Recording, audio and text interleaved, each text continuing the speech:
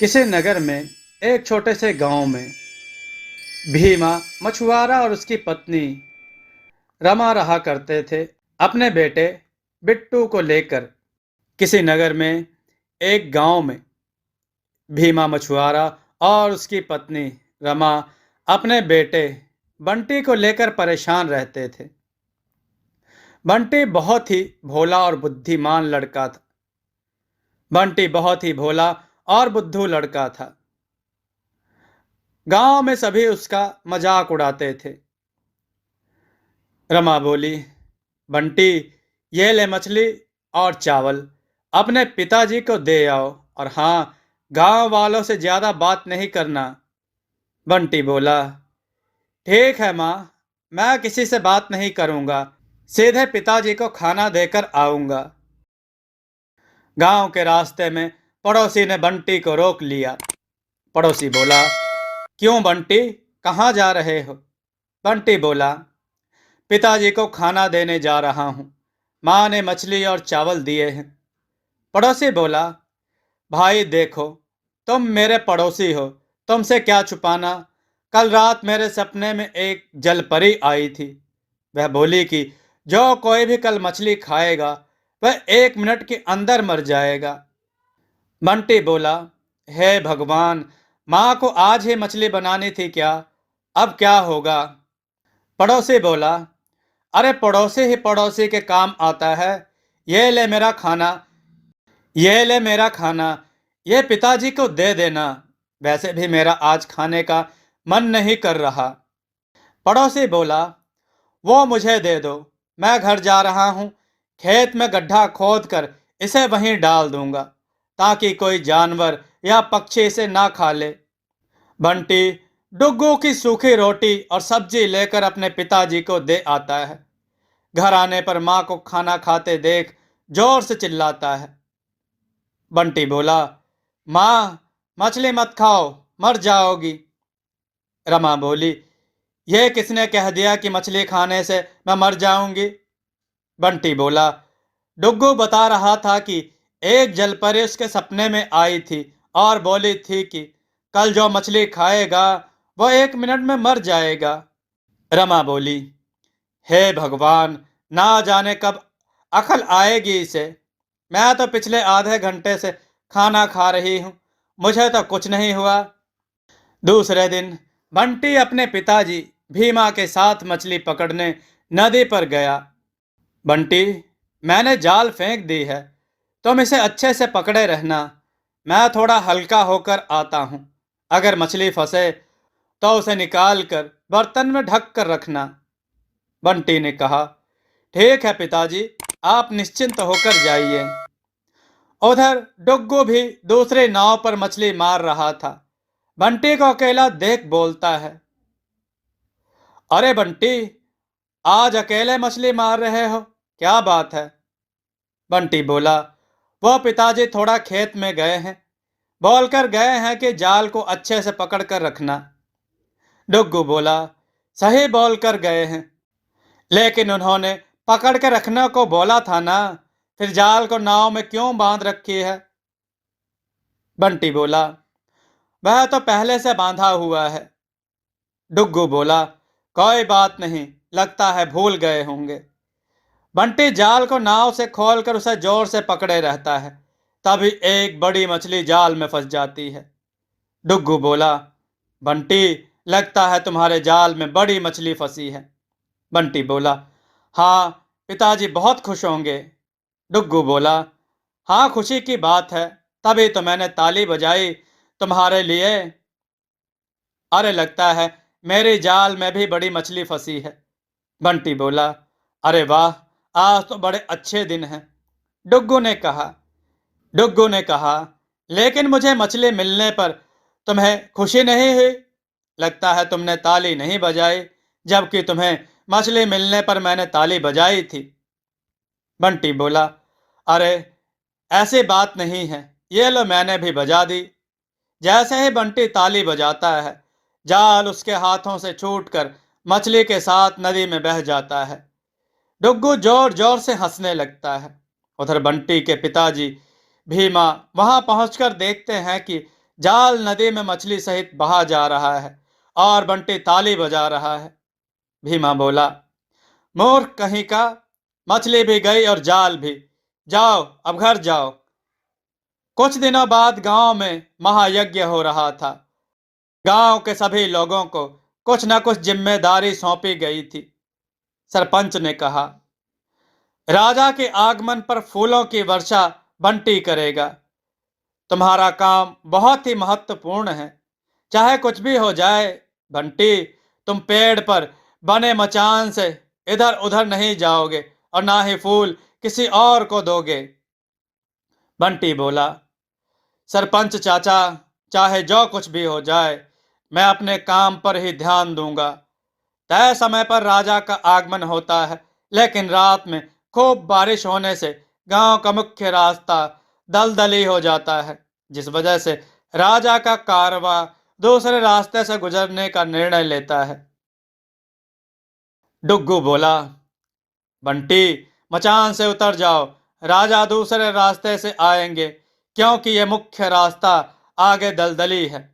बंटी बोला, डुग्गू, इस बार मैं मूर्ख नहीं बनने वाला। चाहे जो कुछ भी हो जाए, मैं ये मचान छोड़कर नहीं जाने वाला। डुग्गू बोला, देखो भाई, माना कि हम तुम्हें बार बार बुद्धू बना रहे हैं, लेकिन इस बार सच बोल रहे हैं। राजा के मामले में झूठ बोलकर मृत्यु दंड लेना है क्या? अगर मचान से नहीं उतरोगे तो फूलों की टोकरी हमें दे दो। बंटी बोला, हाँ हाँ हाँ, हमें मूर्ख समझा है क्या? कल ही सरपंच जी सभी के सामने बोल चुके हैं कि फूलों की टोकरी किसी को मत देना और ना ही तुम मचान से उतरना। सुंदर बोला, अरे डुग्गू, तुम लोग यहाँ पर क्या कर रहे हो? राजा का कारवां लगभग राजा का कारवां लगभग पहुंच चुका है। जल्दी से जाकर पुष्प वर्षा करो।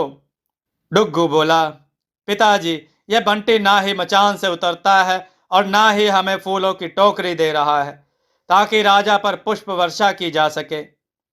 सुंदर एवं गांव वालों के लाख समझाने के बावजूद बंटी मचान से नहीं उतरता और राजा बिना स्वागत के गांव में प्रवेश कर जाते हैं। दूसरे दिन पंचायत में सरपंच ने कहा, कल जो हुआ वह नहीं होना चाहिए था। एक लड़के के कारण गांव की सारी इज्जत मिट्टी में मिल गई। डुग्गू बोला, जी सरपंच चाचा, बार बार यही रट लगाए जा रहा था कि सरपंच चाचा ने मुझे यहां से हिलने के लिए मना किया है। सरपंच बोला, गांव के सारे लोगों की सुनने के बाद पंचों ने यह निर्णय लिया कि बंटी को इस गांव से निकाल दिया जाए ताकि उसकी मूर्खता के कारण आगे और भी जग हंसाई ना हो। बंटी ने कहा, सरपंच चाचा, मैं आज तक इस गांव से बाहर नहीं गया हूं। मैं बाहर जाकर क्या करूंगा? मुझे माफ कर दीजिए, मुझे गांव में रहने दीजिए। बंटी, उसके पिताजी भीमा और मां रमा तीनों बहुत गुहार लगाते हैं, लेकिन सरपंच अपना फैसला नहीं बदलता। बंटी को गांव से बाहर निकाल दिया जाता है। बंटी रोते रोते कई गांव पार करता हुआ शाम को एक नदी किनारे पहुंचता है। पेड़ की छाया में सो जाता है। जब उसकी नींद टूटती है तो देखता है कि एक बड़ी सी मछली नदी के तट के किनारे आई हुई है और बंटी बंटी कहकर उसे पुकार रही है। बंटी बोला, अरे मछली, तुम बोल सकती हो? आश्चर्य किंतु सत्य, लेकिन तुम्हें मेरा नाम कैसे मालूम हुआ? मछली बोली, तुम्हें याद है, एक दिन तुमने जाल में मुझे पकड़ लिया था, लेकिन फिर तुमने जाल सहित मुझे नदी में छोड़ दिया। मैं वही मछली हूं। मेरी माँ जलपरी है और वह मछलियों की रानी है। लेकिन तुम यहाँ कैसे आए? बंटी बोला, यह एक लंबी कहानी है। मुझे सरपंच ने गांव से निकाल दिया क्योंकि मैं बुद्धू हूं। मेरी मूर्खता के कारण गांव की जग हंसाई होती है। मछली वा मछली बोली, कोई बात नहीं, चलो तुम्हें मैं अपनी माँ से मिलवाती हूँ, शायद उनसे कोई मदद मिल जाए। मछली बंटी को लेकर नदी के अंदर जल महल में जाती है, जहां पर उसकी माँ जल परियों की रानी उसे वर मांगने को कहती है। बंटी बोला, जल परियों की रानी, अगर आप मुझे सचमुच वर देना चाहती हैं तो मुझे बुद्धिमान बना दीजिए, ताकि मैं अपनी बुद्धि से अपना परिवार और गांव का नाम रोशन कर सकूं। जल परी रानी बोली, तुम चाहो तो तुम चाहते तो सोना चांदी हीरे जवाहरात हमसे मांग सकते थे, लेकिन तुम्हारे भोलेपन को देखकर मैं बहुत प्रसन्न हुई। आज के बाद कोई तुम्हें बुद्धू नहीं कहेगा। तुम एक ज्ञानी लड़के के रूप में जाने जाओगे और कुछ स्वर्ण आभूषण मेरी तरफ से तुम्हें भेंट दिया जाता है। इधर गांव में राजा खड़क सिंह का स्वागत ठीक से ना कर पाने के लिए गांव के सरपंच और पुष्प वर्षा के लिए जिम्मेदार व्यक्ति को राज दरबार में बुलाया जाता है। सरपंच बोला, अब मुझे कारावास होना तय है। मेरी मति मारी गई थी जो पुष्प वर्षा का कार्यभार मूर्ख बंटी को दिया था। कहाँ हो भीमा? भीमा बोला, अब क्या हुआ? मेरे बेटे को तो तुम लोगों ने गांव से बाहर निकाल ही दिया, अब क्या हमें भी निकालोगे? सरपंच बोला, भाई, मैंने तो बंटी को गांव से ही निकाला। अगर वह अभी यहां रहता तो उसका कारावास तय था। चलो, राज दरबार में बुलाया गया है। राजा बोला, क्यों सरपंच, तुम्हें बताया गया था या नहीं कि मैं वहां आ रहा हूं? सरपंच बोला, महाराज की जय हो। मुझे बताया गया था महाराज, लेकिन इस भीमा मछुआरे के बुद्धू बेटे बंटी ने सारा काम खराब कर दिया। राजा बोला, तो फिर बंटी कहाँ है? भीमा बोला, मेरे भोले भाले बेटे को इन्होंने गांव से बाहर कर दिया महाराज, वह भी एक छोटी सी मामूली भूल के लिए। राजा बोला, छोटी सी मामूली भूल? राजा के स्वागत में पुष्प वर्षा न करने को मामूली भूल बता रहा है? राजा बोला, मंत्री जी, इसे तुरंत कारावास में डाल दो, और सरपंच, तुम एक सप्ताह के भीतर उस उद्दंड लड़के को मेरे सामने लाओ, नहीं तो तुम्हारा भी कारावास तय है। भीमा को कारावास हो जाता है। इधर खूब सारी संपत्ति लेकर दूसरे दिन सुबह सुबह बंटी अपने गांव पहुंचता है। बंटी को अपने घर पर देख उसकी मां रमा बहुत खुश हो जाती है। तभी वहां पर सुंदर अपने बेटे डुग्गू और सरपंच के साथ आ जाता है। सुंदर बोला, देख लीजिए सरपंच साहब, कल जिसे गांव से निकाला गया था आज वह फिर अपने घर में आ गया है। बंटी बोला, देखिए चाचा, आप मेरे पड़ोसी हैं, मेरा समर्थन करना चाहिए। सुंदर बोला, मैं मूर्खों का समर्थन नहीं करता। सरपंच ने कहा, देखो बंटी, हमारे तुमसे कोई दुश्मनी नहीं, लेकिन समाज कानून और नियम से चलते हैं। राजा का अच्छे से स्वागत न कर सकने के कारण आज मुझे राजमहल में बुलाया गया था। बंटी बोला, क्या? सुंदर ने कहा, तुम्हारे पिताजी को कारावास हो गया है। सरपंच जी को 1 सप्ताह का समय दिया गया है तुम्हें पेश करने के लिए, नहीं तो सरपंच जी भी कारावास में डाल दिए जाएंगे। बंटी बोला, मैं राजमहल जाऊंगा। अगर मेरे चलते स्वागत में कमी रह गई थी तो इसकी सजा मैं ही भुगतूंगा। बंटी सरपंच के साथ राजमहल पहुंचता है। राजा बोला, बताओ बालक, मेरे स्वागत में पुष्प वर्षा क्यों नहीं की? बंटी बोला, महाराज की जय हो। महाराज, पर पुष्प वर्षा की जिम्मेदारी मुझे सौंपी गई थी, लेकिन रात में भयंकर बारिश होने के कारण सारे पुष्प गीले हो चुके थे और हम नहीं चाहते थे कि गीले पुष्प से आपका शाही पोशाक खराब हो, अतः मैं पुष्प वर्षा करना उचित नहीं समझा। राजा बोला, हम तुम्हारे विचार से बहुत प्रसन्न हुए। तभी दरबार में एक ऐसा बहरूपिया आदमी आता है जो कई भाषाओं का ज्ञाता होता है और भरे दरबार में बोलता है, आपके राज्य में कोई ऐसा ज्ञानी नहीं है जो मुझे बता दे कि हम कहाँ से आए हैं। लगभग सभी भाषाओं का उसका एकाधिकार था, जिस कारण यह पता करना मुश्किल था कि वह किस स्थान से आया है। राजा बोला, अगर तुम इस बहरूपीय परदेसी का सही जवाब दे दोगे तो तुम्हारे साथ तुम्हारे पिताजी को भी माफ कर दिया जाएगा। बंटी बोला, महाराज की जय हो। अगर आप मुझे एक दिन दें तो मैं कल दरबार में ही बता दूंगा कि ये महाशय कहाँ से आए हैं और इनकी मातृभाषा क्या है। राजा बोले, ठीक है, लेकिन ध्यान रहे यह मेरी भी इज्जत का सवाल है।